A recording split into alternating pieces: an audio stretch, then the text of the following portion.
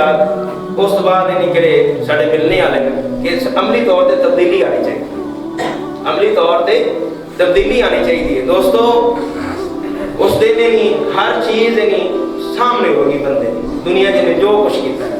میرے محبوب علیہ السلام نے نہیں مسکرائے، توجہ کرنا، آقا دو عالم صلی اللہ تعالی علیہ وآلہ وسلم مسکرائے، صحابہ کرام نے حضور علیہ السلام کی بارگاہ میں عرض کیا آپ مسکرا رہے ہیں؟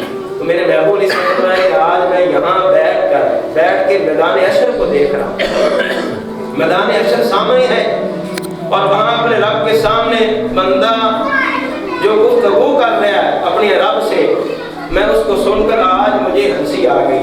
سادہ سا بندہ ہے اور گفتگو پر مجھے تعجب آیا ہے کہ اپنے رب سے کیسی سادی گفتگو کر رہا ہے اور کس انداز سے وہ اپنے رب کے ساتھ گفتگو کر رہا ہے کہ بندے کے جو حشر کے دن اپنے رب سے گفتگو ہے، مجھے اس کی طرف توجہ کرنے سے مسکراہٹ آ گئی۔ اب صحابہ کرام نے پوچھا یا رسول اللہ وہ کیسی گفتگو ہے؟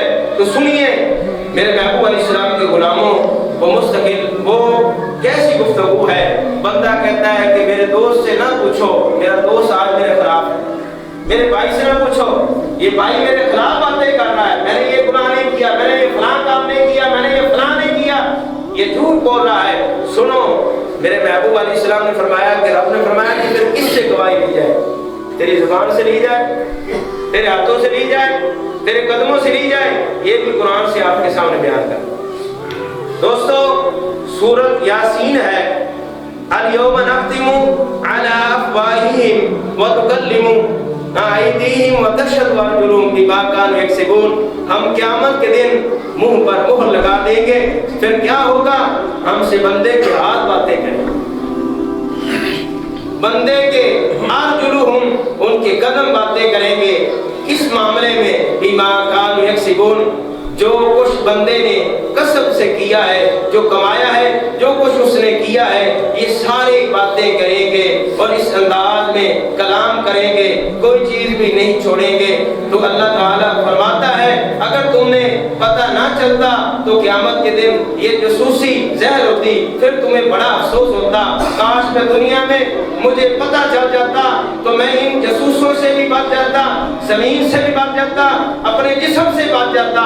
تو خالق کائنات نے اپنے پاک قرآن میں ارشاد فرما دیا، جو قرآن کا دل ہے، اے انسان آج دنیا میں بے خبر نہ ہو جانا کہ مجھے کوئی نہیں دیکھ رہا، آج ہاتھ بھی تیرے باتیں کریں گے، آج تیرے قدم باتیں کریں گے، جہاں تو چل کر گیا ہے قدموں کے ساتھ اور جہاں نہیں چل کر گیا، جہاں جانا چاہیے نہیں گیا اور جہاں نہیں جانا چاہیے اس وقت گیا، یعنی برائی پر نہیں تجھے جانا چاہیے تھا لیکن تو برائی پر جمع ہو گیا، نماز کی طرف تجھے آنا چاہیے لیکن نہیں آیا، نیکی پر نہیں آیا، برائی پر آج لوگ جمع ہو جاتے۔ آج یہاں کتوں کی لڑائی ہو جائے تو پورا پنڈ اور پورے علاقے کے لوگ جمع ہو جاتے ہیں، نہیں آتے تو نیکی پر نہیں آتے۔ یہ قدم بولیں گے دوستو، یہ ہاتھ بولیں گے، یہ زبان بولے گی، یہ آنکھیں بولیں گی اللہ تعالیٰ کی بارگاہ میں۔ تو آج ہی عبرت کر لو۔